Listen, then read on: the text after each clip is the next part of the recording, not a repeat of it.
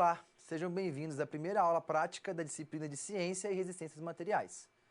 Eu sou o professor Luiz e vou acompanhar vocês durante essas próximas aulas e também nas teleaulas, então nós vamos nos ver bastante aí. Nossa primeira aula tem como título Preparação de amostras para ensaio micrográfico. Tá? E tem como objetivo, acompanha aqui comigo. Então, nossa aula eu vou apresentar os conceitos gerais aplicados na preparação de um corpo de prova para análise microscópica. Então, a análise microscópica vai permitir identificar a constituição, tá? A estrutura do meu material. Então, nós vamos ver os conceitos gerais aplicados para a preparação de qualquer corpo de prova. Nós, especificamente, vamos utilizar aço, mas esse passo a passo também serve para outros tipos de corpo de prova. E nós vamos conhecer também os equipamentos e as técnicas utilizadas para uma boa preparação aí de amostras. Então vamos ver todos os equipamentos que nós vamos usar passo a passo e as técnicas também utilizadas na preparação de uma boa amostra. Minha amostra tem que ser sempre perfeita para poder ter uma boa visualização dessa amostra. Então algumas orientações gerais. Vamos fazer aí turmas de 20 alunos. Vamos dividir essas turmas em grupos de 3 ou 4 componentes no máximo. Então, 3 ou 4 componentes.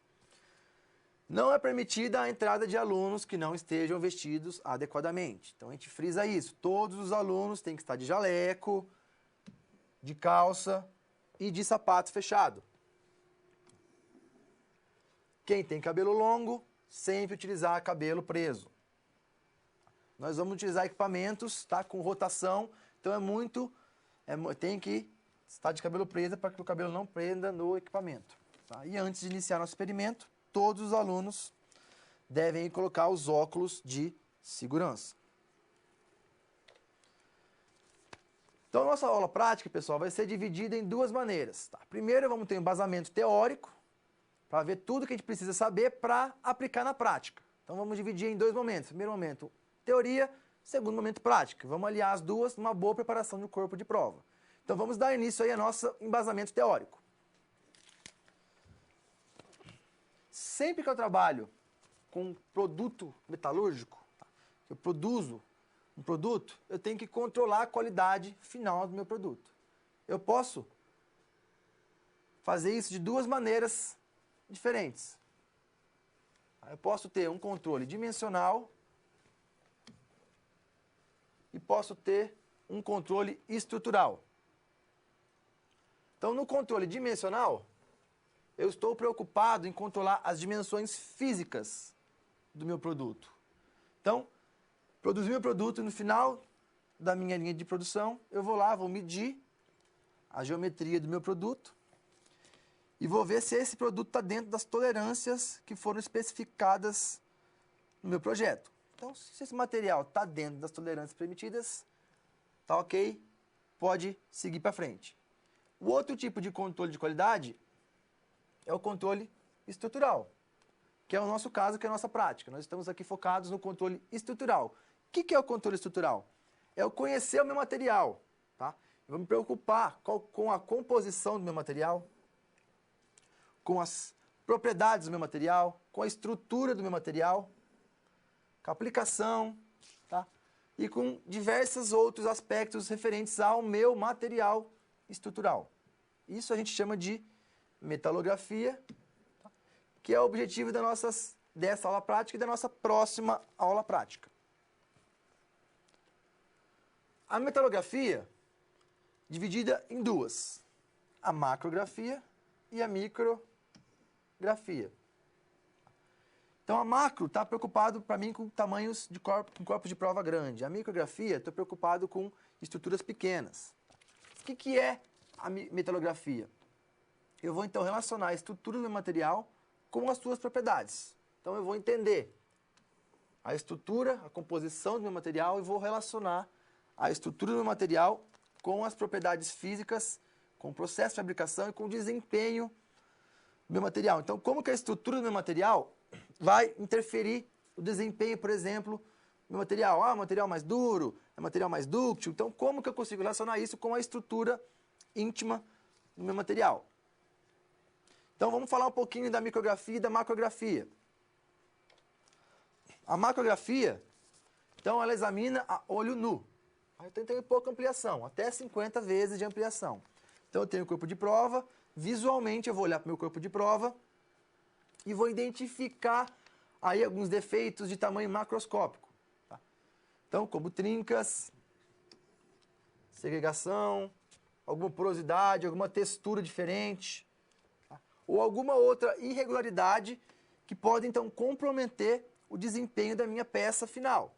Então, a olho nu, eu já consigo fazer essa visualização. Lógico, eu tenho que preparar o meu corpo de prova. Não adianta pegar o meu material, olhar olho nu. Não, eu tenho que ter uma preparação desse corpo.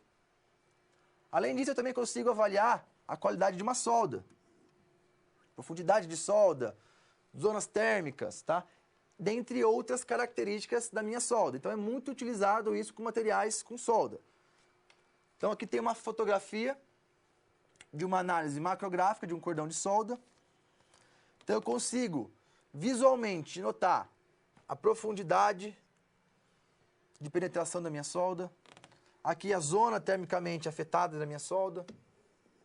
Consigo avaliar a minha solda visualmente, tá? Sem necessitar de grandes ampliações.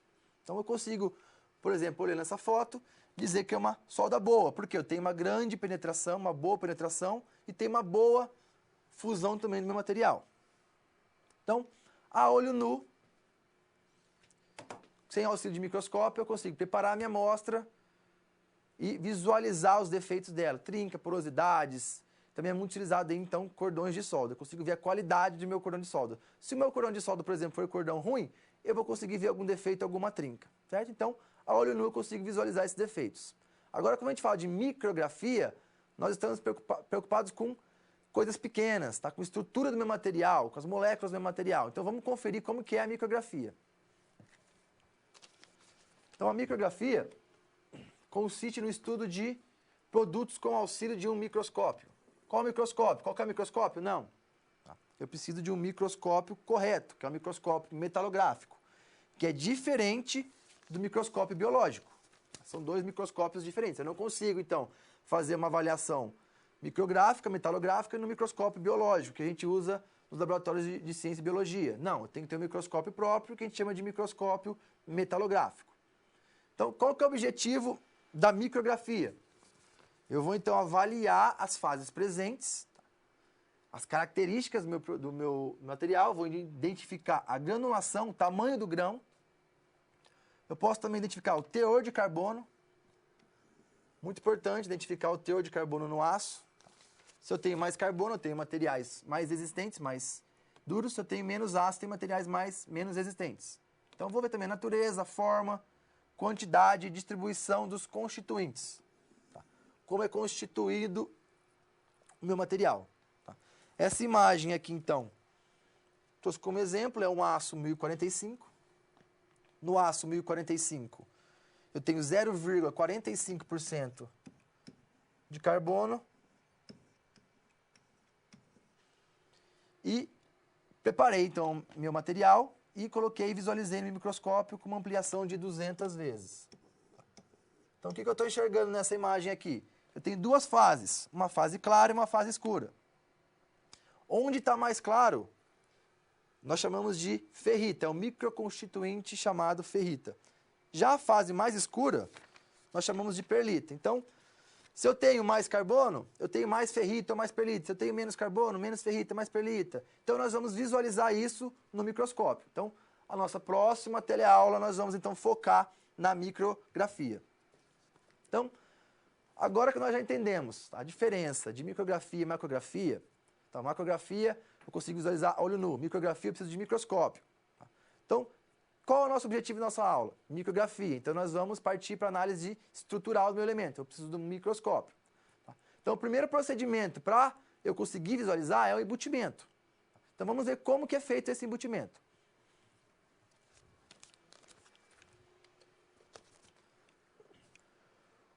Então, eu preciso do quê? De um corpo de prova. Então, no roteiro, foi especificado em 3 corpos de prova. O aço 1020, o aço 1045 e o aço 1060. O que é um corpo de prova?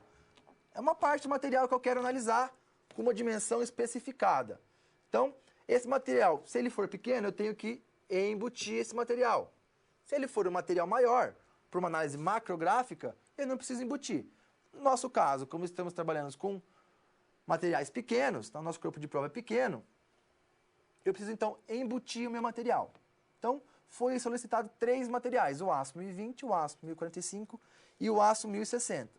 É muito importante eu trabalhar no mínimo com 2. Por quê? Porque eu quero comparar esses aços. Então, eu quero comparar, por exemplo, o aço 1020 com o aço 1060, ou o aço 1045 com o aço 1060. Então, eu tenho que usar no mínimo 2 para poder ter uma boa comparação entre eles. Certo? Então, vamos aí fazer todo o procedimento para o aço 1020, todo o procedimento para o aço 1045, todo o procedimento para o aço 1060. Primeiro procedimento, embutimento. Ele é muito importante no ensaio metalográfico. Por quê? Porque vai facilitar o manuseio da minha peça pequena. Nosso corpo de prova ele é pequeno, tem dimensões reduzidas, então eu vou embutir o meu corpo de prova, vou criar um corpo de prova maior, que eu consigo então trabalhar de forma mais adequada. Eu tenho 2 tipos de embutimento. Eu tenho o embutimento a frio e também tenho o embutimento a quente. O embutimento a frio, a minha amostra é colocada no molde, e esse molde então é preenchido com uma resina sintética, tá? De rápida polimerização. O que é polimerização? É uma reação química, tá? Que vai me dar origem a um polímero.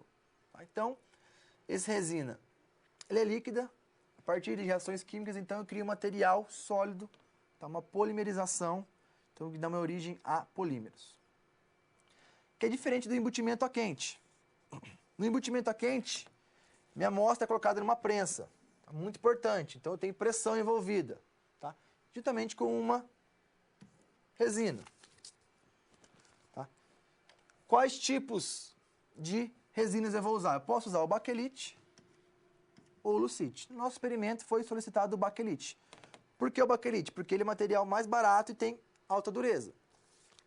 Então, no embutimento a quente, eu tenho materiais aí termoplásticos. Tá? O que é um material termoplástico? Então, é um polímero artificial que, uma dada temperatura, ele apresenta alta viscosidade. Então, eu consigo conformar e moldar esse material por meio de prensas. Então, eu vou aplicar uma pressão e vou aquecer e moldar esse termoplástico para que eu crie, então, o meu corpo de prova. Então, esses são os materiais necessários para o embutimento. Então, primeiro passo da nossa prática, embutimento a quente. Que material nós vamos precisar? Uma prensa embutidora, o nosso corpo de prova, lógico, o baquelite em pó e o desmoldante. Então, essa aqui é a prensa embutidora, vou falar um pouco melhor dela já já. Lembrando que ela obedece NR15, NR12, NR9, NR10 e NR17 e ISO 14000. Tá? ISO 14000, ele é constituído de uma série de normas aí que garantem que a empresa que produziu esse material pratica a gestão ambiental. Tá? Isso é muito importante. Então, visto aí os materiais necessários, vamos ver então um vídeo mostrando detalhes de cada material. Então, acompanhe o vídeo comigo. Então, essa é a prensa embutidora. Eu já vou falar melhor dela em seguida. Então, vamos ver todos esses botões, alavancas aí. Então, eu tenho que conhecer minha prensa, saber utilizar minha prensa. Esse é o corpo de prova, tá? Um aço 1020 e um aço 1045. No mínimo 2 aí, vamos utilizar no mínimo 2 corpos de prova. Então, nota que ele tem tamanho reduzido, então eu preciso embutir. Vou usar o baquelite. Baquelite em pó preto. Então, ele vem aí bastante, tá? Bastante baquelite e o desmoldante para poder, então, remover a minha peça da embutidora.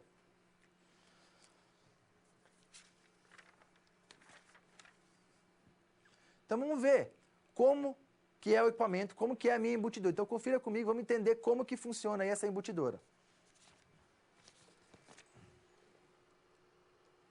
Então, essa aqui é a embutidora. É uma típica embutidora manual. Tá? Ela é composta de vários botões, alavancas aí. Vamos entender, então, um por um. Primeiro eu tenho aqui o botão liga e desliga, então eu vou ligar e desligar a minha embutidora. Eu tenho um mostrador analógico, então esse mostrador analógico vai mostrar para mim a pressão que eu estou aplicando. Lembrando que em embutimento a quente eu preciso de pressão para quê? Para criar um molde do meu material. Eu tenho um controlador eletrônico. Esse controlador eletrônico já vem pré-programado com a temperatura correta e com o tempo de aquecimento correto. Eu tenho o botãozinho aqui de alívio de pressão. Então, apliquei a pressão. Se eu precisar, quando eu precisar aliviar a pressão, eu aperto esse botão. A pressão que foi aplicada vai ser aliviada. Essa alavanca é a alavanca que eu vou aplicar a pressão. Então, eu vou bombear a minha alavanca para cima e para baixo. Com isso, eu vou aplicar a pressão na minha amostra. Tem também luzes de aquecimento e resfriamento. Então, quando minha embutidora estiver aquecendo, a minha luz de aquecimento está acesa. Quando a minha luz de resfriamento estiver acesa, ela vai estar resfriando a minha amostra. Eu também tenho, muito importante, esse botão aqui, que é o botão de prazo de emergência. Então, se alguma coisa acontecer fora do normal, eu vou aperto o botão de prazo de emergência, corto o meu processo. E a tampa superior aqui, que é onde eu coloco o meu corpo de prova para ser embutido. Então, vamos ver o passo a passo de como proceder aí no embutimento a quente. Primeiro, eu vou ligar a minha embutidora, o botão liga e desliga. Vou elevar o êmbolo inferior. Então, eu vou utilizar a minha alavanca, vou bombear a minha alavanca e a minha alavanca vai levantar o êmbolo que eu tenho dentro da minha máquina. Então, meu êmbolo inferior vai ser suspenso até que ele fique visível. Depois que eu consegui enxergar o meu êmbolo lá dentro, eu vou limpar o meu êmbolo, tirar todos os resíduos de algum embutimento anterior. Vou sempre borrifar o desmoldante. Tá? É o desmoldante que vai me permitir, então, remover minha peça, que não grude nada da minha peça dentro do meu equipamento.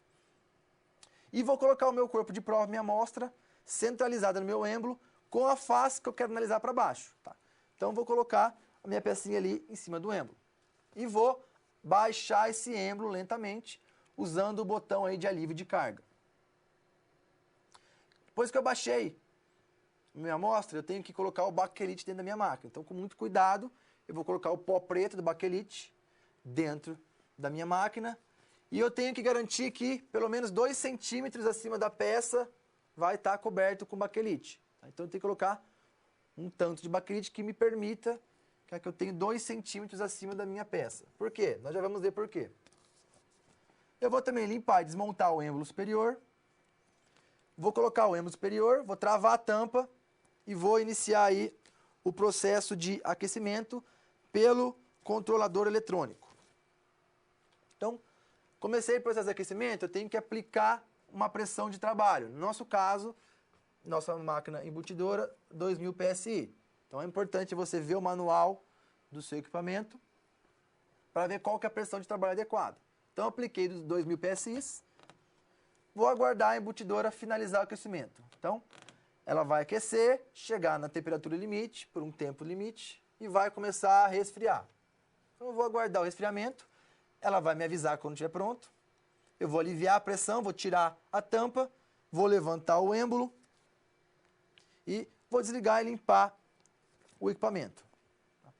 Então, esse aí é todo passo a passo para o embutimento. Tá? Pode ficar um pouco complicado aqui escrito, mas então vamos ver um vídeo do passo a passo e eu vou comentando e explicando para vocês. Então, vamos acompanhar o vídeo. Vai sair a embutidora, eu vou ligar a embutidora. Então, nota que ligou, meu controlador eletrônico ligou. E vou começar, então, pela minha alavanca, bombear para levantar o meu êmbolo inferior. Então, esse movimento me permite levantar o meu êmbolo inferior. Então, nota que ele vai aparecer ali em cima na tampa. Então, eu removi a tampa já, lógico, está sem a tampa. E eu vou conseguir visualizar o meu êmbolo subindo. Então, esse é o cilindro que contempla o êmbolo inferior. Então, estou bombeando a minha alavanca até o meu êmbolo aparecer. Ele apareceu, eu vou limpar ele. Depois que eu limpei, eu vou aplicar o desmoldante. Muito importante para a minha peça não grudar. Apliquei o desmoldante. Vou colocar Vou também limpar o êmbolo superior. Então nota que tem um êmbolo aí dentro também. Eu vou aplicar o desmoldante nele, também para não grudar minha peça. Tá? É muito importante, não esqueça do desmoldante. Tá? Se eu não aplicar o desmoldante, vai grudar, aí não vai ter um resultado satisfatório. Então, lembrei, apliquei o desmoldante. Vou então colocar o meu corpo de prova no meu êmbolo inferior. Então, o lado que eu quero analisar sempre para baixo. Não esqueçam disso. Então, nada que eu quero analisar para baixo. Coloquei minha peça, meu corpo de prova, vou aliviar a pressão. Quando eu aperto o botão de alívio de pressão, meu êmbolo ele desce. Então, com muito cuidado, eu desço meu êmbolo com o meu corpo de prova. Aí vou deixar aí 2 centímetros da borda, tá, até a parte superior do corpo de prova. E vou colocar o baquelite. Tá, com cuidado, para não derramar. Coloquei o baquelite. Tá? Lembrando que eu tenho que cobrir acima de 2 centímetros do meu corpo de prova. Coloquei o baquelite. Vou agora abaixar o meu êmbolo, tá? Apertando ali o botão de alívio de carga, alívio de pressão.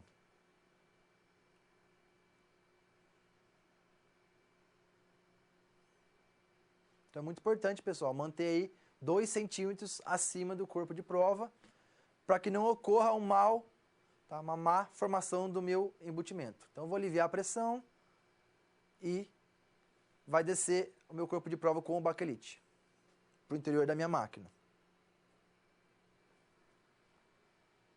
Então ele desceu, eu vou agora fechar a minha máquina, fechar a tampa superior, vou colocar o êmbolo dentro do cilindro e travar a tampa superior. É um pouco duro, então pode fazer força, tá? Para poder travar corretamente a minha trava, a minha tampa. Então essa é a primeira parte, tá? Colocar o corpo de prova com o baquelite, lembrando de colocar uma quantidade razoável de baquelite. Então, através da alavanca, eu vou começar a aplicar a pressão. Então, eu tenho um mostrador analógico, consigo ver a pressão que está sendo aplicada no mostrador. Então, nesse caso, eu vou aplicar 2000 PSI. Então, eu vou bombeando a alavanca. Notem que conforme eu for aplicando, quando eu vou aplicando a pressão, minha pressão vai diminuindo. Por quê? Porque eu vou comprimindo meu pó, e meu pó vai diminuindo de volume. Então, se eu diminuo o volume, eu diminuo a pressão. Então, eu mantenho uma pressão, aplico a pressão até o ponteiro estabilizar. E vou ligar aí a minha máquina, o meu regulador eletrônico. Então, minha máquina já vem programada, tá, com a temperatura correta, com o tempo correto de aquecimento. Ligou a minha luz de aquecimento, então agora eu tenho que esperar aquecer. Nota que durante o aquecimento, minha pressão vai cair. Porque eu começo a aquecer o baquelite, a minha resina ela vai fundir, vai ter uma fusão na minha resina, vai diminuir o volume, diminui a pressão. Então, durante o processo de aquecimento, eu tenho que ficar esperto aí e manter a pressão de 2000 PSI aplicada. Então, ela vai cair. Durante o processo de aquecimento, minha pressão cai. Eu tenho que tomar muito cuidado e sempre manter minha pressão de trabalho em 2000 PSI. Eu não posso simplesmente ligar minha máquina e descuidar. Não, eu tenho que ficar olhando, cuidando que minha pressão não caia. Porque se minha pressão cair, eu não tenho a formação de embutimento correto. Então, chegou o tempo de aquecimento, atingiu o limite de aquecimento, tempo de aquecimento, vai ligar aí a luz de resfriamento. Então agora eu tenho que aguardar resfriar para poder então remover o meu corpo de prova embutido. A parte de resfriamento é um pouco demorada, essa parte eu já posso então ficar tranquilo que já está pronto meu corpo de prova, estou só então passando água para resfriar, para poder remover o meu corpo de prova, tá, sem nenhum perigo aí de queimadura. Então tem que aguardar mesmo. A temperatura vai cair, quando a luz apagar de resfriamento, eu posso, então, remover o meu corpo de prova. Para remover o corpo de prova, eu preciso aliviar a pressão, porque ainda tem um pouco de pressão aplicada dentro da minha máquina. Eu preciso aliviar essa pressão para abrir a tampa e remover o meu corpo de prova. Então, ela vai me avisar quando tiver frio já, nota que eu posso ligar e desligar a máquina. Se eu ligar a máquina de novo, vai estar pronto, eu posso tirar, então, remover o meu corpo de prova. Então, eu tenho que apertar o alívio de pressão, esse botão de alívio de pressão vai fazer remover toda a pressão. Tá? Quando eu remover toda a pressão, então eu vou ficar segurando o botão até toda a pressão cair, até a pressão chegar no zero. A pressão chegando no zero, eu já posso remover aí o meu corpo de prova.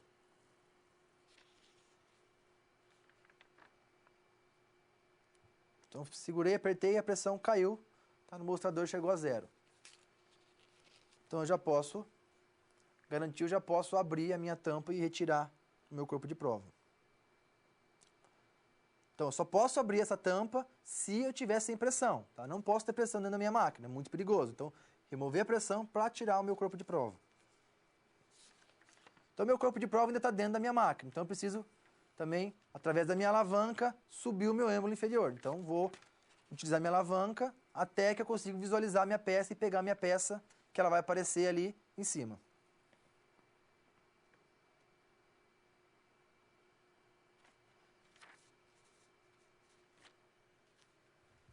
Então, o meu corpo de prova vai aparecer aí embutido. Nota que ele está uma peça única, uma peça maior, que eu consigo, então, trabalhar com essa peça de maneira mais fácil do que se eu tivesse meu corpo de prova muito pequeno. Então, eu já posso remover minha peça com cuidado, é bom utilizar um pano, porque o meu corpo de prova ainda pode estar um pouco quente. Então, tirem o pano e removam o corpo de prova. Esse, então, é o nosso corpo de prova final, embutido num embutimento a quente. Então, esse foi o primeiro procedimento aí, o embutimento, esse é o resultado final.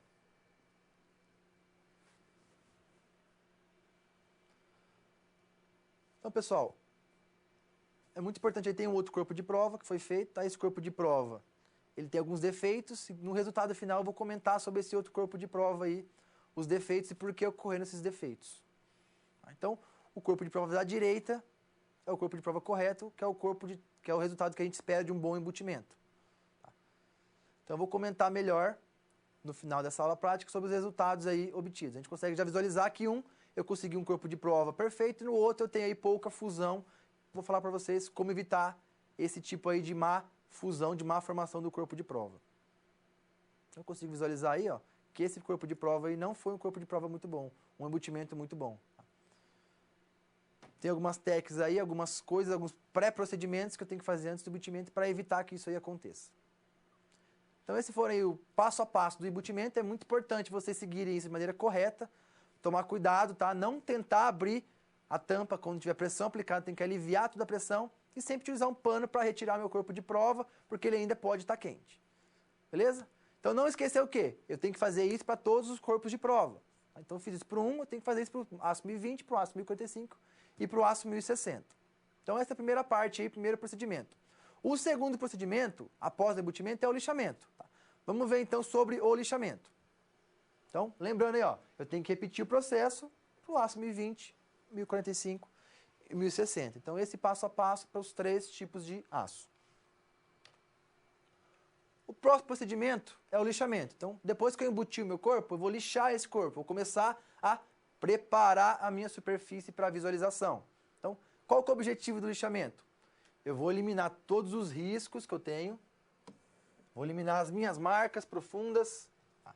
Vou dar um acabamento, tá? Preparando para o polimento. Então, é um pré-polimento. Então, eu vou fazer o lixamento, preparando a minha peça para polir, para preparar, para deixar a minha superfície a mais perfeita possível. O lixamento é um processo simples, tá? Mas é um pouco demorado. Por quê? Eu tenho que garantir que o meu corpo está lixado, tá? Que eu removi todas as marcas profundas, todas aí as superfícies irregulares, para poder então partir para o polimento. Eu tenho dois tipos de polimento. Meu polimento pode ser manual e pode ser automático. Tá? O polimento manual é mais demorado ainda, dá mais trabalho do que o polimento automático, mas ambos são processos demorados. Tá? Não posso fazer um lixamento muito rápido, tá? Não posso fazer esse lixamento de qualquer maneira, eu tenho que obedecer todos os procedimentos para poder ter um corpo de prova perfeito no final. No lixamento manual, eu tenho aqui minha lixa é fixa, então eu faço aí o processo de lixamento manual, sempre em um único sentido. Então, sempre de cima, para baixo. Então, manualmente eu vou lixando meu corpo de prova. Diferente do lixamento automático. Eu tenho equipamento específico para o lixamento automático, uma lixadeira automática. Então aqui eu tenho minha lixa, e essa lixa está girando, eu tenho só que tomar o cuidado de manter minha peça fixa enquanto a lixa gira. Não é tão simples quanto parece. Eu tenho algumas técnicas de lixamento. Não é simplesmente deixar minha peça parada ali. Eu tenho que tomar alguns cuidados que nós vamos ver. Então, essa é a diferença. O lixamento manual é um lixamento mais demorado, é um lixamento mais difícil, mais cansativo do que o lixamento automático. Mas o lixamento automático também demanda bastante tempo. Para lixar, eu preciso usar uma lixa. O que é uma lixa? A lixa é uma folha com material abrasivo destinada para desbastar a peça. Desbastar é o quê? Desbastar é remover material. Então eu estou lixando a minha peça, estou removendo material. Estou removendo superfícies indesejadas do meu corpo de prova. Então estou desbastando a minha peça. O processo de lixamento, ele é necessário variar a granulação da minha lixa. O que é isso, a granulação? A granulação é o tamanho das partículas da minha lixa. Então eu posso ter lixas mais grossas e lixas mais finas. Tá? Então a granulometria, ela é expressa em números. Tá? Tem números de granulometria. Quanto mais baixo o número, mais grossa é a minha lixa. Então uma lixa 100, ela é mais grossa do que uma lixa 800, por exemplo. Tá? Eu consigo visualmente notar a diferença do tamanho aí da granulometria dos grãos da minha lixa. Então a minha lixa 100, ela é mais grossa que a minha lixa 800. Então dessa maneira, ela remove mais material. Então conforme eu vou diminuindo a granulometria, eu vou aumentando o número da lixa. Então maior o número da lixa, menor a granulometria. E o acabamento superficial ele vai melhorando. Então eu tenho algumas técnicas. É muito importante obedecer essas técnicas. A técnica de lixamento, tá, ela consiste em lixar a amostra sucessivamente com lixas variadas, partindo da lixa maior até a lixa de menor granulometria. Sempre que eu trocar uma lixa, eu tenho que mudar a direção que eu estou lixando. Vamos ver isso melhor. Então, eu começo lixando aqui no processo 1, eu faço uma referência na minha amostra. Então, eu começo a lixar nesse sentido. Quando eu trocar de lixa, por quê? Eu começo da lixa 100, da lixa mais grossa. Quando eu trocar para uma lixa mais fina, o que eu preciso fazer? Eu preciso girar minha peça 90 graus para continuar o lixamento. Terminei de lixar. Procedimento 2. Troco minha lixa, coloco uma lixa mais fina e giro novamente minha peça 90 graus. E assim sucessivamente. Eu tenho sempre que, então, entre uma lixa e a sua subsequente, eu tenho que virar minha peça, a orientação da minha peça em 90 graus. Tá? Para o quê? Sempre eu tenho que tirar os traços deixados pela lixa anterior. Então, se eu estou lixando na posição 1, nesse sentido, quando eu for trocar de lixa, eu tenho que lixar 90 graus até que elimine qualquer risco que tiver 90 graus deixado pela lixa anterior. Então isso vai me garantir que eu consigo desbastar, remover todo o material que foi deixado pela lixa anterior. Eu tenho uma sequência mais adequada de lixas para o trabalho. Então eu começo com uma lixa 100, que é a lixa mais grossa, e vou até a lixa 1200, que seria a lixa mais fina. Então, dá 100, 220, 320, 400, 600. Eu tenho aí no meio entre a 600 e a 1200, eu tenho também uma 800, que eu posso utilizar, e a 1200. Então, essa é a sequência lógica que eu tenho que trabalhar entre as lixas. Começa da lixa mais grossa, que remove mais material. Então, eu vou removendo, vou diminuindo a granulometria da minha lixa e vou melhorando a superfície, o acabamento da superfície, até chegar na última lixa, de 1.200, que é a lixa mais fina, tá?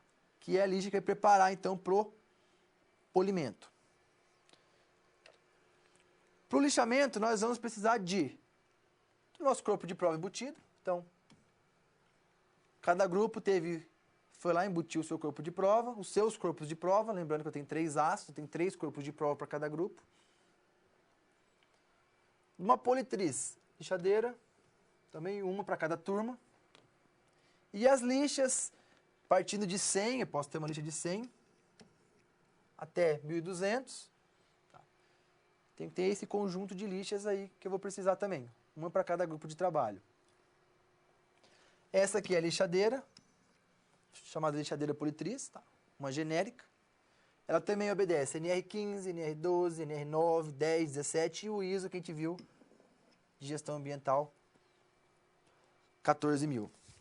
Então, vou falar um pouco melhor da lixa, da politriz, após o vídeo que nós vamos ver. Então, vamos ver um vídeo mostrando aí detalhes de cada material que nós vamos precisar para o experimento. Então, confira o vídeo.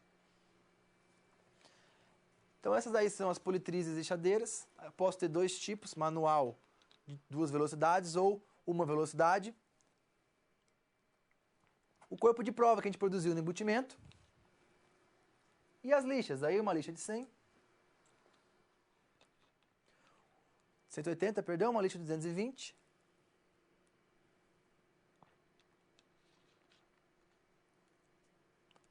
A lixa de 360. A lixa de 400. A de 600.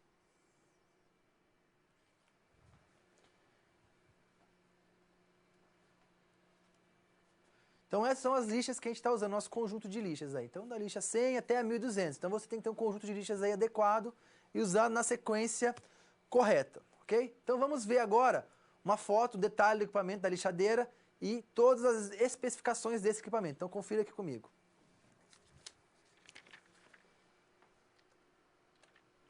Então, essa aqui é a politriz, lixadeira, tá? A mais simples do mercado. Tá. O que eu tenho? Eu tenho um botão liga e desliga. Eu vou ligar e desligar minha máquina. Eu tenho um sistema de irrigação. Eu vou despejar água, porque eu preciso de água. Por que eu preciso de água? Se eu estou lixando, eu estou desbastando, eu estou produzindo calor. Então, a água vai ajudar a resfriar aí o meu material. Eu tenho o prato. Tá, esse prato aqui, ó, que é onde eu vou fixar a minha lixa, ou o meu pano de polimento pós-lixamento. Então, eu vou fixar a minha lixa aqui. Ele está dentro dessa tampa aqui, ó. Tem uma tampa, então eu tiro essa tampa e vou encontrar aí o prato que eu vou colocar a minha lixa. E também eu tenho aqui um botão de prato de emergência. Tá? Se eu precisar, então, alguma coisa acontecer, eu aperto o botão de emergência e vou desligar a minha máquina. Eu posso ter lixadeiras sem controle de velocidade, eu posso ter outras lixadeiras que eu tenho outros botões aqui, que eu consigo variar a velocidade de lixamento. Tá? Isso não importa, vamos usar sempre a velocidade média aí, se você puder escolher a velocidade de desbaste de lixamento. Então, essa daqui é um exemplo que eu só consigo ligar e desligar, ela já vem pré-programada com uma rotação de 300 RPM. Então, vamos fixar aí nessa faixa de 300 a 500 RPM. Quais são os procedimentos corretos aí para o lixamento? Primeiro eu vou separar, então, organizar as minhas lixas. Já vou deixar elas na sequência correta, da lixa mais grossa até a lixa mais fina. Vou pegar o meu corpo de prova que foi embutido e vou fazer o quê? O ponto de referência. Então, com esse ponto de referência que eu vou orientar na minha peça entre uma lixa e outra, eu vou rotacionar ela 90 graus. Então, eu tenho que fazer aí o ponto de referência da minha amostra. Vou verificar se tem água, por quê? A minha torneira pode estar fechada.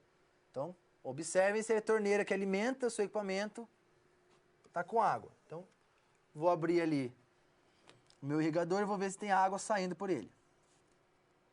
Tá? Importante, então, sempre verificar se tem água, porque eu vou precisar da água para resfriar o meu processo de lixamento. Sempre vou iniciar, então, pela lixa com maior granulometria. Lembrando que maior granulação é o menor número, então a lixa de 100 ou a lixa de 160 são as lixas mais grossas com maior granulação. Tá? E vou lixar então até que eu só consigo ver riscos deixados por essa lixa. Então eu vou começar a lixar o meu processo de lixamento. Posso remover, posso levantar a peça, olhar e voltar a peça para o lixamento até que só resta então riscos deixados por essa lixa. Depois que eu vi que só tenho riscos de uma direção, eu vou trocar a lixa por uma lixa de menor granulometria. Então, vou partir para uma lixa mais fina. Então, vou remover aquela lixa, vou colocar a nova lixa e vou girar a minha amostra em 90 graus. Muito importante. Então, aquela orientação que a gente fez no comecinho, quando eu for passar a lixar novamente, eu tenho que girar essa orientação em 90 graus. E vou lixar até que eu só veja riscos dessa nova orientação. Então, eu tenho que remover todos os riscos deixados pelo lixamento anterior, pelo lixamento da lista mais grossa. Então, eu posso também levantar, olhar minha peça, quando eu vi que só tem riscos, então, deixados por essa nova lixa, eu vou trocar para a nova lixa e vou repetir esse passo todas as lixas, até que eu chegue na lixa de granulometria menor, na lixa mais fina, na lixa de 1200. Então, esse é o passo a passo, tá, para um lixamento correto. Então, eu vou partir da lixa mais grossa até a lixa mais fina e vou sempre orientar a minha peça em 90 graus. Então, agora tem o vídeo do processo, vocês podem acompanhar para tirarem as dúvidas. Então, vou fazer a orientação no meu corpo de prova. Nesse caso, eu usei uma faca, um material cortante e fiz um risco na direção aí radial. Então, tracei a minha orientação. Posso fazer um ponto, um risco, não importa. Eu tenho que saber orientar qual a orientação da minha peça.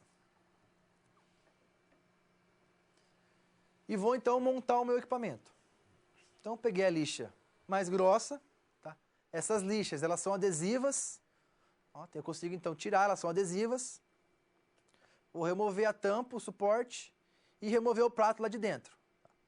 Então, podem fazer um pouco de força, que ele pode, às vezes, estar um pouco preso. Vou tirar o ar em volta do prato e vou colar a lixa adesiva mais grossa, a primeira lixa, no meu prato. Então, cuidado para colar a lixa de maneira correta. Então, colei a lixa, apertei a lixa, fiz pressão na lixa para ela ficar grudada no meu prato e vou remontar o meu equipamento. Coloco o aro de volta, volto com o prato para dentro da máquina, nota que tem um pino, tá, de orientação. Então, encaixei, posso bater um pouquinho para ficar bem encaixado, tá, não tem problema. Aí o botão liga e desliga. Liguei, tá ok, tá girando.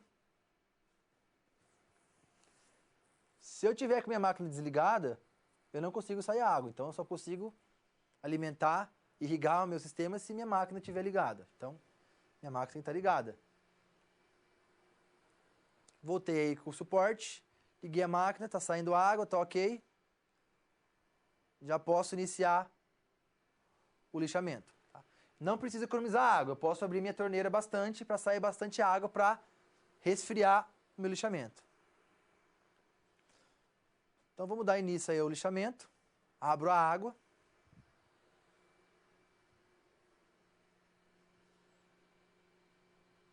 Então, partindo da orientação que eu fiz na peça, eu posso primeiro colocar ela verticalmente, tá, na máquina. Então, começa o processo de lixamento.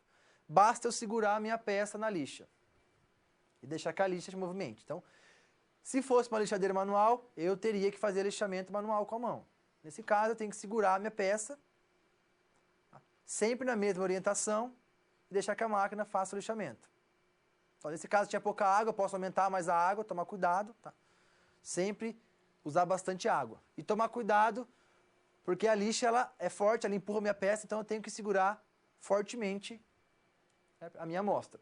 Então, eu posso levantar e ver os riscos que estão sendo formados. Então, eu consigo ver os riscos nessa direção. Então, sempre que eu tirar, olhar minha peça, eu tenho que voltar com a mesma direção de lixamento.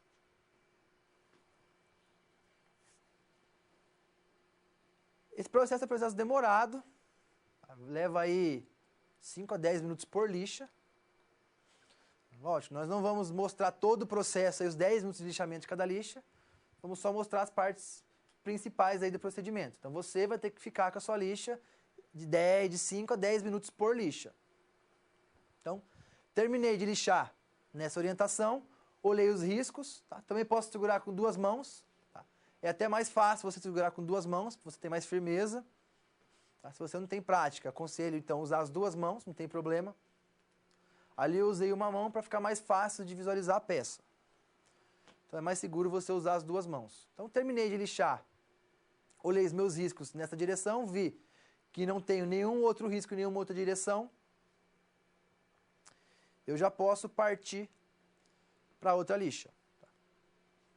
Então finalizei meu processo de lixamento, com a lixa mais grossa. Vou desligar minha máquina, fechar aí minha água e vou realizar a troca das lixas.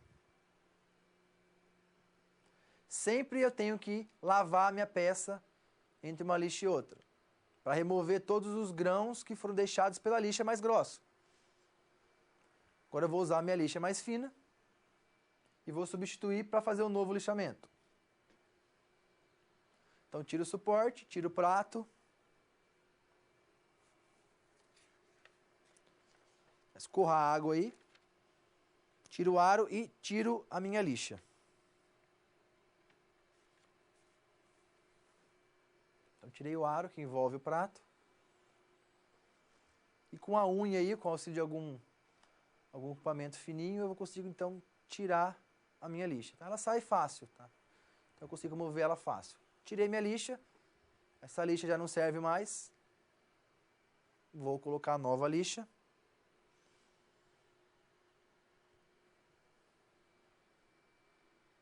E partir para o novo polimento. Então, monto de novo a minha máquina, meu equipamento.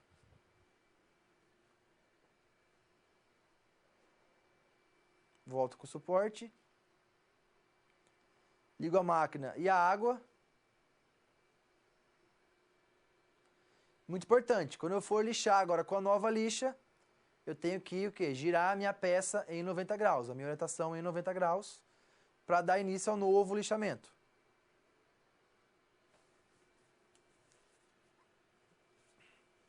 Então, novamente, eu vou só simplesmente segurar a minha peça com 1 ou 2 mãos e vou estar sempre olhando a minha peça para ver se eu eliminei todos os riscos da lixa anterior.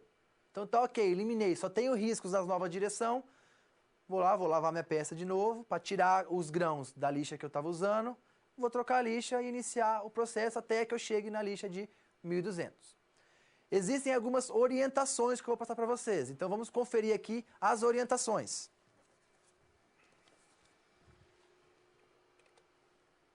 Sempre, então, que eu for lixar minha peça entre uma lixa e outra, tá? Eu tenho que lavar a amostra em água corrente. Por quê?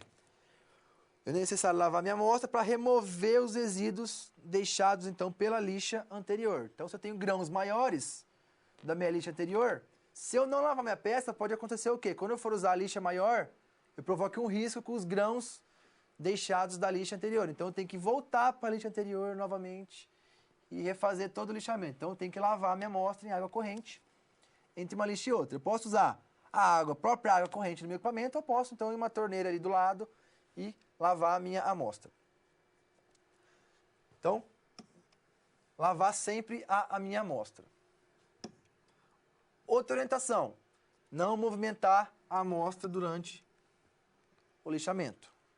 Tá? Eu tenho que, então, deixar a minha amostra fixa, sempre respeitando a orientação inicial. Vamos deixar que a lixa gire, tá? E a lixa, então, remova aí o material. Não tente fazer movimentos contrários, não vai dar certo. Minha peça tem que ficar fixa, ok? Sempre respeitando aí a orientação inicial. Qual pressão que eu vou aplicar? Eu tenho que aplicar uma pressão moderada. Tá? Eu não posso aplicar uma pressão muito forte, tá? Porque uma pressão muito forte pode danificar, pode vir a rasgar a minha lixa. E se eu aplicar uma pressão muito pequena, aí eu não vou conseguir então lixar, desbastar o meu material. Então eu tenho que aplicar uma pressão moderada, razoável, tá? Que eu não posso nem rasgar a lixa, nem deixar minha peça muito frouxa, que eu não vou ter aí o lixamento adequado. Pessoal, comecei a lixar, comecei o processo de preparação da superfície, não vou mais tocar na superfície da minha amostra. Por quê? Eu posso vir a danificar a minha superfície.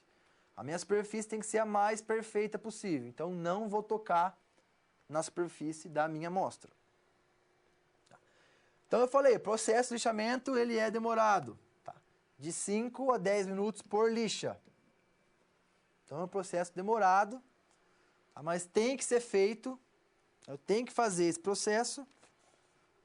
Por quê? Porque eu preciso de um ótimo resultado final, eu preciso ter uma superfície muito limpa para eu conseguir enxergar os microconstituintes do meu material.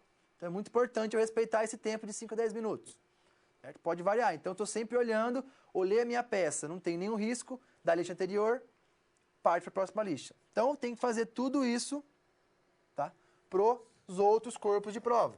Tá? Então eu tenho o ASP 1025, 1020, 1045 e 1060. Então eu tenho que fazer isso para todos os corpos de prova. Tá? Se no final do meu lixamento, tá, eu ainda tiver algum risco, tá, então terminei meu lixamento, tem risco na minha peça, poxa, eu tenho que infelizmente voltar para a lixa mais grossa e refazer todo o processo. Então não toque na superfície, não deixe o corpo de prova cair. Se o meu corpo de prova cair e riscar, infelizmente eu vou ter que voltar e refazer todo o processo. Eu tenho que deixar a minha superfície mais limpa possível para conseguir enxergar os microconstituintes, ok?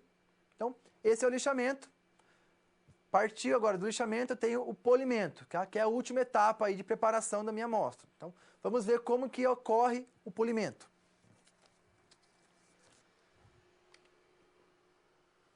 Então, uma operação pós-lixamento, depois que eu lixei, tá, fiz todos os procedimentos de lixamento, minha peça não tem nenhum risco, eu vou então fazer o polimento da minha peça. O polimento ele busca o acabamento polido, sem nenhuma marca, tá? E eu uso o quê? Pastas de diamante ou alumina. No nosso caso, vamos usar pasta de diamante. Então, eu tenho a granulometria muito pequena. Por que o diamante? Porque o diamante é um material muito duro. Ele vai conseguir desbastar, tá? Remover todo o material do meu corpo de prova. Antes de realizar o experimento, o polimento, tá, eu tenho que fazer uma limpeza da superfície da amostra. Eu tenho que lavar, porque se tiver algum grão deixado por alguma lixa, quando eu for fazer o polimento, vai riscar e eu vou ter que fazer todo o lixamento de novo. Então, pessoal, é muito importante eu cuidar da minha superfície que eu quero analisar. Lavar com água corrente, porém, é mais interessante usar o quê? Usar líquidos com baixo ponto de ebulição. Líquidos como álcool. Por quê? Porque quando eu utilizo líquidos de baixo ponto de ebulição, eu consigo uma secagem mais rápida. Tá? Eu nunca vou poder secar a minha superfície, tá, com papel toalha ou com pano. Por quê? Porque eu posso vir arriscar, tá, a minha superfície. Então, muito importante lavar aí com álcool de preferência, álcool etílico, para poder ter uma secagem mais rápida.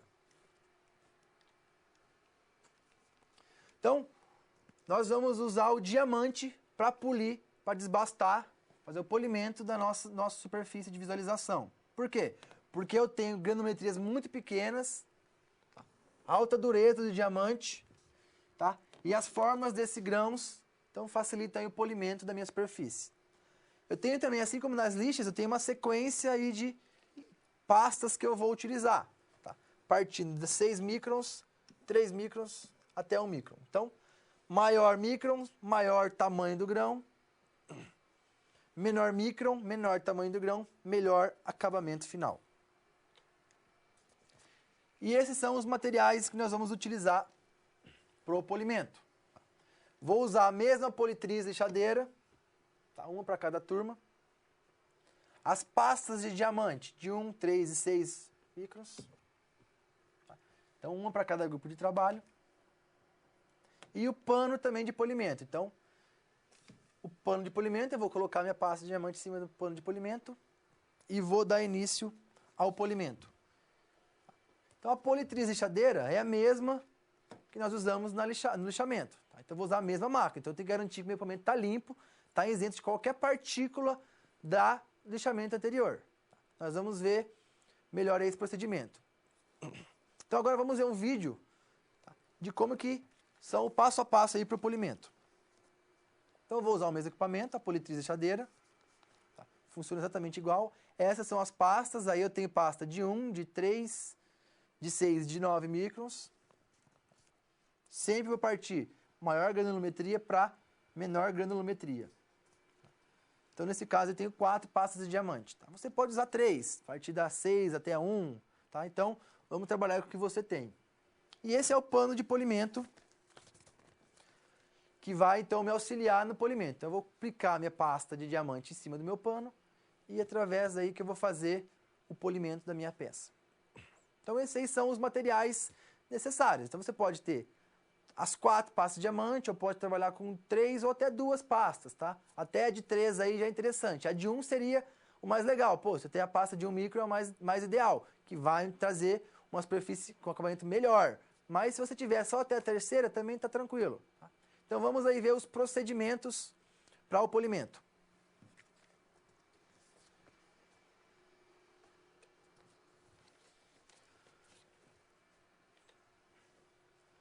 Então, assim como eu fiz na parte do lixamento, eu vou montar o meu equipamento. Agora eu vou usar não mais a lixa, eu vou usar o pano de polimento, que também é adesivo. Eu vou ligar a água, espalhar a pasta de maior granulometria. Então, assim como na lixa, eu comecei com a lixa mais grossa, eu começo com a pasta de granulometria também mais grossa. E vou segurar então o meu corpo de prova que já foi lixado levemente em cima do pano de polimento. E vou iniciar então o polimento. Então eu vou polir agora nesse caso, pessoal, a minha amostra por 3, no máximo 3 minutos. Porque agora eu não consigo mais enxergar os riscos deixados. Por quê? A granulometria é muito pequena, tá? Então eu não consigo mais enxergar riscos tão visíveis assim. Então eu vou também lixar por 3 minutos na minha orientação inicial. Lixei 3 minutos, vou trocar o pano de polimento, vou colocar nova pasta de diamante e vou reiniciar o polimento, sempre rotacionando 90 graus na minha orientação. Então, 3 minutos, próxima pasta, mais 3 minutos, próxima pasta, 3 minutos, próxima pasta. Então, eu vou repetir todos os passos dali, da pasta de diamante de maior granulometria para a pasta de menor granulometria. Então vamos ver agora um vídeo e acompanhar como que é feito esse procedimento do polimento. Esse é o pano que a gente usa para fazer o polimento. Então assim, exatamente como eu montei na parte do lixamento, eu vou retirar o prato, desmontar meu equipamento e vou colar o meu pano de polimento. Então é exatamente o mesmo processo que você fez. Lembrando, eu tenho que deixar o meu equipamento limpo, isento de qualquer granulometria deixada pelas lixas. É preferencial até usar um outro equipamento, tá? Deixar uma politriz para lixamento e deixar uma outra politriz para polimento. Então ele é um pano adesivo, eu vou colar o meu pano adesivo no prato e vou remontar o meu equipamento.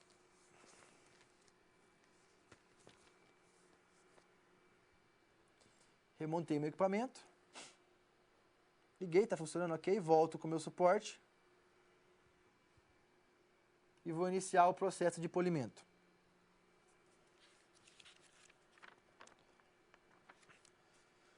No polimento, diferente do lixamento, eu não preciso usar muita água, tá? Eu posso deixar uma quantidade de água razoável, tá? Apenas para lavar a minha amostra. Então volto, lembrando pessoal, tomar muito cuidado com a superfície, tá? Não deixar ela cair, não produzir nenhum novo risco. Produzir algum risco, tem que voltar e lixar de novo. Então eu posso aplicar minha pasta de diamante direto da minha peça, ou eu posso aplicar a pasta direto no pano. Tá? Não tem problema. Então eu vou desligar minha máquina, aplico minha pasta de diamante, ligo minha máquina e vou começar o polimento. Então basta aí segurar a amostra já lixada para realizar o polimento. Da mesma forma que eu fiz o lixamento, passou os 3 minutos, eu tenho que desligar minha máquina, desmontar, trocar o pano de polimento e aplicar a nova pasta. Por que eu tenho que trocar o pano de polimento? Porque eu vou estar usando uma pasta com uma granulometria menor. Então eu tenho que usar um pano limpo, para garantir que eu não tenho nenhuma outra grão maior proveniente da pasta anterior que venha a riscar, danificar o meu polimento.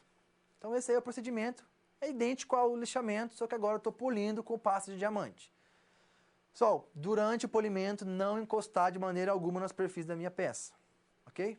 Então tem algumas orientações que eu preciso seguir, vamos ver aqui quais são essas orientações.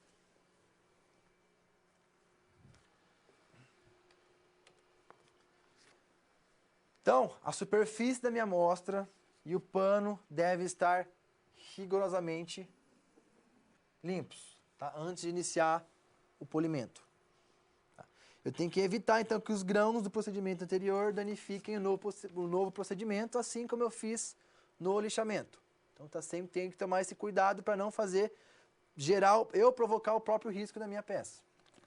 Tá? Eu tenho que evitar aí procedimentos demorados. Então, tem que fazer de 1 a 3 minutos de polimento. Tá? Então, eu tenho que respeitar esse tempo. Não posso fazer polimentos demorados que não tem por que motivo a fazer. Então, como eu estou trabalhando com granulometrias muito pequenas, tá? Eu consigo, então, polir isso aí rapidamente. E eu tenho que evitar também pressões excessivas. Tá? Eu tenho que aplicar que pressão? Um pouco a mais que o próprio peso da amostra. Então, eu vou segurar a minha amostra e aplicar um pouquinho mais de peso, um pouquinho mais de pressão do que o próprio peso da amostra. Também não posso aplicar uma pressão excessiva para não rasgar o meu pano. E também, se eu só segurar a minha peça lá com pouca pressão, eu não vou ter o polimento adequado. Então, vou aplicar um pouco mais que além do peso da minha amostra. E vou repetir todo o procedimento para todos os corpos de prova.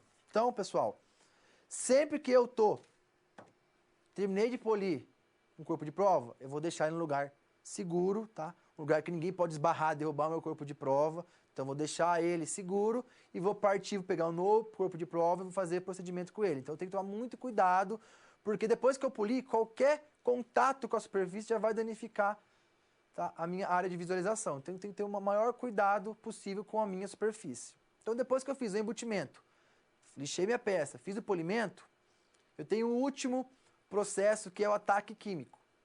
É um ataque químico que vai me permitir visualizar a estrutura. Se eu fizer todo o polimento, todo o lixamento, todo o polimento, e for colocar minha peça no microscópio sem o ataque químico, eu não vou conseguir enxergar os microconstituintes. Por quê? Porque o ataque químico vai gerar uma reação química nas minhas partículas que vai me permitir, então, visualizar a composição do meu material. Então, vamos ver o que é esse ataque químico, quais os procedimentos corretos para o ataque químico.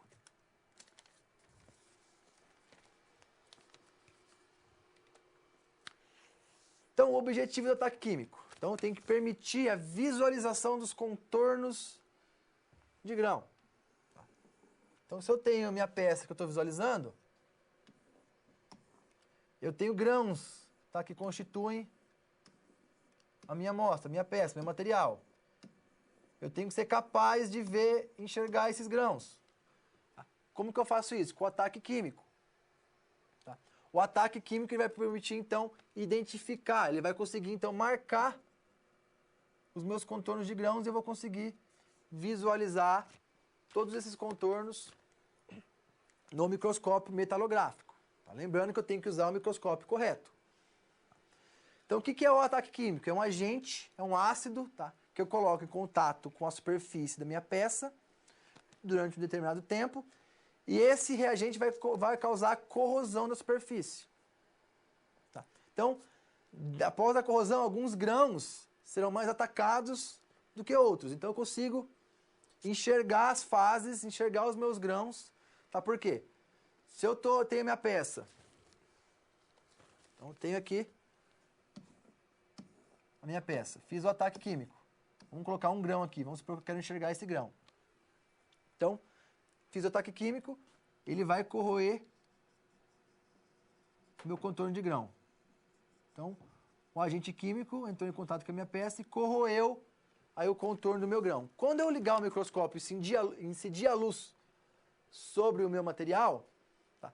Como teve a corrosão do meu contorno de grão, a minha luz ela vai bater no meu material e vai refletir de maneira difusa. Tá? Então, essas diferentes maneiras que a luz vai refletir, tá? Em cada componente, em cada microestrutura do meu material, vai me possibilitar, então, enxergar aí o contorno de grão, enxergar todos os microconstituintes. Quais são os materiais necessários? Vou precisar, então, para esse procedimento, de álcool etílico, um para cada turma, de um secador a ar quente, tá? Tem os secadores industriais, ou pode ser o próprio secador de cabelo mesmo, tá? Um secador a ar quente. Um vidro de relógio, aqui é um prato, tá? Com um fundo abaulado, e o reagente para o ataque. Tá? O que é esse reagente? Nital 3%, que é uma mistura de ácido nítrico, 3% de ácido nítrico com 93% de água destilada. Então, esse é o reagente que eu preciso, Nital 3%. Tá? Um aí para cada turma. Como que é o procedimento? Então, antes do ataque químico, terminei o lixamento, eu vou ter que lavar a minha amostra com álcool etílico.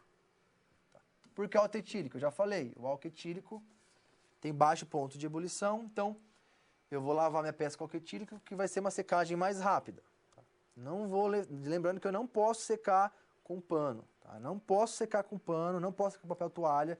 Qualquer contato que eu tiver com a minha superfície, nessa altura do campeonato, depois que eu polir a minha peça, vai danificar a minha estrutura. Então, perceba que é um processo muito delicado. Eu tenho que depois que secar a minha amostra. Então, como que eu vou secar? Não vou secar com pano, não vou secar com papel toalha. Vou secar com ar quente. Sempre aplicado de maneira tangencial na minha peça. Eu não posso secar perpendicularmente aqui. Porque o próprio ar pode vir a danificar, queimar a minha superfície de visualização. Então, eu tenho a maneira correta. Então, perpendicular tangencial à minha peça. Então, esse é o procedimento de ataque químico. Então, no ataque químico, eu vou pegar o meu corpo de prova, vou mergulhar meu corpo de prova no reagente, no Nital 3%, de 10 a 15 segundos. Então, mergulhei, tirei, vou lavar de novo, está pronto para visualizar. Eu posso ou mergulhar esse corpo de prova num prato, ou eu posso pegar meu corpo de prova e pingar algumas gotinhas, algumas gotas de ácido do Nital, do meu reagente, em cima e aguardar também de 15 a 10 segundos.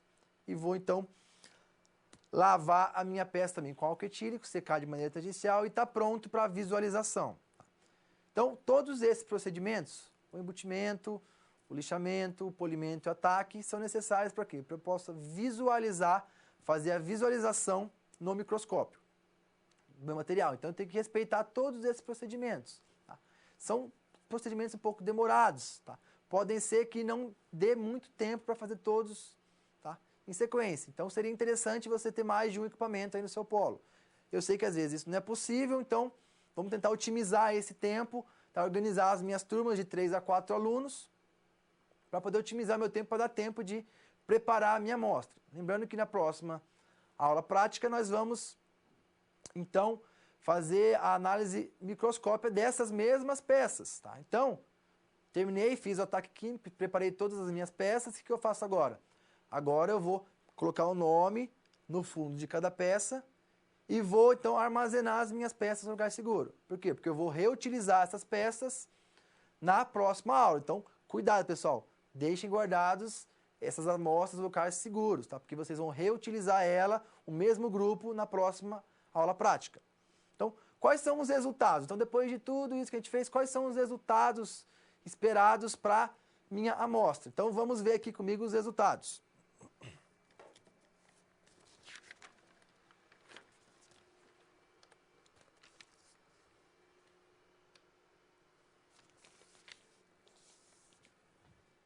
Então, pessoal, após o embutimento, tá? Eu não tenho, meu embutimento não deve apresentar aí nenhuma falha, nenhum defeito, tá? Eu não posso ter nenhuma fenda no meu embutimento, eu não posso ter nenhuma rachadura, tá? Nenhuma falta de fusão, tá? Se eu preparei meu embutimento, embuti minha peça apresentou algum desses defeitos, eu tenho que fazer um novo embutimento, tá? Eu tenho que eliminar esses defeitos. Então, aqui na imagem, a gente consegue identificar na peça da esquerda que eu tenho falta de fusão aqui. Eu consigo ver que o meu material não está totalmente aglomerado, polimerizado, tá? Então eu tenho que evitar isso, tá? Eu não posso deixar que isso aconteça. No final do procedimento, minha peça tem que estar perfeita, meu embutimento tem que estar perfeito. Tá? Uma boa fusão, uma boa aglutinação, tá? Formando uma peça inteira que eu consigo manusear. Então notem a diferença de alturas, tá? Uma foi usado menos baquelite do que a outra. Então na direita eu usei aquela camada correta de baquelite, que é 2 centímetros acima da superfície da minha peça. Na amostra da esquerda, eu acabei colocando pouco baquelite. Então o que aconteceu? Eu não tive uma pressão adequada. Por quê? Nós vimos que conforme a temperatura vai aumentando, vai tendo a fusão do meu baquelite diminui de volume. Então, se o meu baquelite diminui de volume, minha pressão diminui. Nesse caso da peça da esquerda, o que aconteceu? Como eu coloquei pouco baquelite, quando o baquelite fundiu, diminuiu o volume de baquelite ficou ali no limite da superfície superior da minha peça. Então, quando eu apliquei a pressão, o que aconteceu? O meu êmbolo, ele não estava comprimindo a resina, ele estava comprimindo a peça. Então, eu não consegui aplicar a pressão correta de trabalho, não consegui aglutinar, aplicar pressão na minha resina. Por quê? Porque a minha resina ficou no limite da superfície superior do meu corpo de prova. Já no caso da direita, quando eu coloquei uma camada extra de 2 centímetros acima da minha peça, eu garanti que quando teve a fusão do baquelite, o meu volume diminuiu, mas esse volume ainda ficou acima da superfície superior do meu corpo de prova.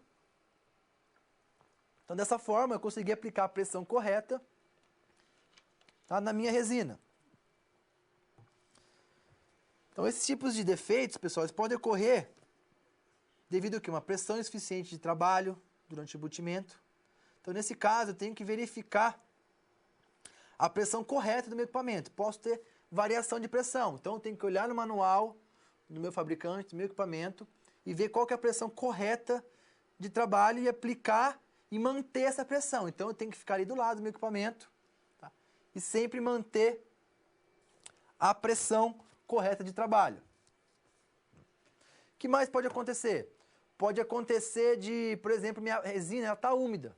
Então, quando eu for trabalhar, ela está úmida, por algum motivo, ela pegou a umidade, absorveu a umidade, quando eu vou colocar ela no meu equipamento, eu também não tenho a aglutinação correta. Tá? Então, a minha resina ela pode estar úmida. Então, nesse caso, quando ela está úmida, eu tenho que o quê? Pré-aquecer a minha resina, tá? De alguma maneira, pré-aquecer essa resina para tirar a umidade dela, para depois eu aplicar ela dentro da minha embutidora. Então, pode acontecer, se eu estou guardando ela no lugar, tá, úmido, dela absorver a umidade, e na hora que eu for fazer o embutimento, eu não tenho a aglutinação correta, tá, a fusão correta da minha resina. Então, esse é um outro problema. Então, posso ter falta de pressão adequada, tenho que ver o manual, minha resina pode estar úmida, ou então, a minha temperatura da minha máquina e o tempo que eu aplico essa temperatura está insuficiente, porque podem ter máquinas embutidoras que não vêm pré-programado. Então eu tenho que pegar o manual, olhar o manual, ler o manual mesmo, entender, conhecer qual que é a temperatura de trabalho, o tempo de trabalho e programar na minha máquina, porque eu tenho vários fabricantes, tá? Vários fabricantes de embutidoras, assim como eu tenho vários fabricantes da lixadora também, da Politriz. Então eu tenho que me atentar, ler o manual e ver qual a temperatura correta, qual o tempo que eu tenho que aplicar de temperatura para poder ocorrer aqui a fusão correta e formar a peça final de maneira correta. Certo? Então, esses aí são os cuidados para o embutimento. Também tem alguns resultados que eu espero para o lixamento, então vamos conferir. Então, para o lixamento e o polimento, tá? A minha amostra não pode apresentar nenhum risco grosseiro. Tá? Não posso ter nenhum risco no final do polimento. Então, na imagem da esquerda ficou um pouco ruim a imagem, mas eu tenho um risco, tá? Após o polimento. Tá? Diferente da amostra da direita, tá? Que é um polimento perfeito. Então, eu não posso ter nenhum risco. Tá? Se eu terminei de polir, olhei, tem um risco, eu vou ter que voltar para lixar desde o começo. Eu vou ter que polir tudo de novo. Então, se por algum motivo eu fiz o polimento, terminei, minha peça está perfeita, derrubei minha peça no chão, por algum motivo, produzi algum risco, eu também vou ter que voltar lá no começo, tá, e fazer todo o polimento. Então, pessoal, muito cuidado para trabalhar com esses corpos de prova, com essas amostras. Tá? A minha superfície tem que estar perfeita para o ataque. Tá? Após o ataque, depois que eu fiz o ataque químico, a minha peça já tem uma resistência maior. Então, eu já posso guardar ela, tá? Que eu sei que minha superfície está preparada. Eu vou conseguir, então, na próxima aula prática, a gente vai visualizar, então, os microconstituintes. Então, pessoal, essa é a aula prática que a gente viu preparação de corpos de prova. Então, a gente viu especificamente para o aço 1020, 1045 e 1060, tá? Esse passo a passo eu posso trabalhar com outros tipos de material, alumínio, cobre, tá? Não tem problema. Tá? A nossa aula prática é focado em aço 1020, 1045 e 1060. Por quê? Porque eu quero conhecer os microconstituintes desse tipo de material. Então, o aço 1020 é diferente do aço 1045, que é diferente do aço 1060. Então, cada um tem a sua composição química, a sua quantidade de carbono dentro deles, e eu consigo, então, visualizar, após todos esses procedimentos, e após o ataque químico, com o auxílio do microscópio, eu consigo visualizar esses microconstituintes e consigo comparar um material com o outro. Tá? Então, lembrando que 1020 quer dizer o quê? Um aço com 0,20% de carbono. Um aço 1045 é um aço com 0,45% de carbono, e um aço 1060 é um aço com 0,60% de carbono. Então, eles são diferentes, tá? Apesar de ter o mesmo composto carbono, eles são diferentes estruturalmente. A estrutura deles é diferente, os microconstituintes são diferentes. Então, depois que eu preparei a minha amostra, eu vou conseguir distinguir um aço do outro. Vamos supor, então, que eu peguei os 3 aços. Fiz os 3 embutimentos, fiz os 3 moldes, lixei, poli. Pô, não sei mais qual aço que é qual. E agora, como que eu faço para identificar eles? Só vou conseguir identificar agora com o auxílio do microscópio, porque depois que eles estão polidos, a ataque químico eu não consigo visualmente identificar qual que é qual. Consigo identificar com o auxílio do microscópio. O microscópio também vai me permitir diferenciar cada um desses constituintes, e eu vou enxergar, então, algumas fases, algumas microestruturas, igual eu já comentei rapidamente aqui, a perlita e a ferrita, por exemplo, tá? Aquela fase clara e fase escura. Eu sei quais as quantidades que vai aparecer no aço 1020, quais as quantidades no aço 1045 e quais as quantidades no aço 1060. Então, eu vou usar a literatura. A partir da literatura, eu vou, então, distinguir os meus corpos de prova, as minhas amostras, e vou identificar. Ah, esse cara aqui tem mais ferrita e menos perlita. Ah, então ele tem mais fase clara que fase escura. Ah, então esse cara aqui é fulano de tal. A gente vai ver isso na próxima aula. Ah, esse cara aqui tem mais ferrita, mais fase escura. Ah, então ele é um aço 1060. Esse aço aqui tem média, tem mais média fase clara e média fase escura. Então é um aço 1045. Então eu consigo identificar as estruturas do meu material, as microestruturas, e a partir dessas microestruturas eu vou conhecer as propriedades. Eu consigo relacionar as propriedades do meu material com as características, as microestruturas, as estruturas com as propriedades e com as aplicações. Então eu consigo controlar a qualidade do meu material conhecendo a microestrutura. Tá? Assim como eu tenho também que lembrar que eu tenho controle de qualidade dimensional, eu tenho controle de qualidade estrutural. Então tem que estar aliados os dois juntos. Por quê? Para ter um projeto final perfeito. Tá? Então, pessoal, espero que vocês tenham aproveitado a aula de hoje. Tá? Esses foram os procedimentos, passo a passo. Tá? Então tirem as dúvidas com seus tutores. Tá? Leiam todo o manual dos equipamentos, tá? Converse com o seu tutor, tome muito cuidado, não esqueça dos equipamentos de segurança. Tá? Nós estamos trabalhando com equipamentos que trabalham com envolvem temperatura, então com a embutidora, tomar cuidado, não abrir a tampa quando tiver pressão aplicada, porque eu tenho muita temperatura e pressão envolvida. Tá? Com a lixadeira, cuidado para não lixar a mão. Tá? Então é por isso que eu faço embutimento, para poder trabalhar na parte de lixamento. Eu vou lixar o meu material, eu consigo segurar o material de maneira correta. Imagina se eu fosse lixar aquele material, aquele nosso corpo de prova muito pequeno, eu ia acabar lixando mais os dedos do que o próprio material.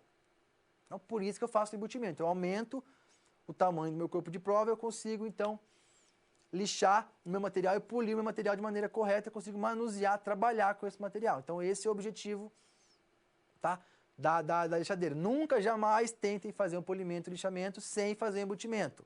Tá? Não vai dar certo, vocês vão acabar se machucando. Então prestem muito atenção. Tá? A respeito do ataque químico, o Nital, ele é um ácido, mas ele está diluído, tá, numa solução de 97% de água. Então, pessoal, caso caia na pele, não se preocupe, vai lá, lava na hora, tá? Ele não é muito prejudicial à saúde, porque ele está diluído, está bastante diluído, então ele não vai acabar te queimando, mas tomem cuidado para manusear. É importante até ser interessante utilizar luvas aí quando eu for trabalhar com a parte do ataque químico e do reagente químico, tá?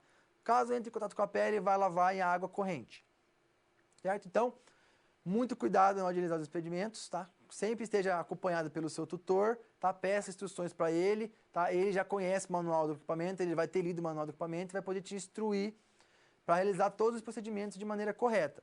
Então, o nosso objetivo é o quê? Obter uma peça, um embutimento correto, um polimento, um lixamento e um polimento correto para ter uma ótima visualização, tá? Na aula prática 2, que nós vamos ver os microconstituintes. Beleza? Então, essa foi a nossa aula prática de hoje, tá? Espero ter ajudado, contribuído aí no conhecimento de vocês. Vou revê-los já na aula prática 2, que nós vamos utilizar o mesmo corpo de prova. Então, não esqueça de guardar esse corpo de prova no lugar seguro, no lugar seco de preferência, porque nós vamos utilizar o mesmo corpo de prova. Ok? Então, na próxima aula, nós vamos entender, tá, como visualizar e quais são os microconstituintes. Tá? É uma aula bem bacana também. Eu aguardo vocês, então, na próxima aula. Tá? Até mais.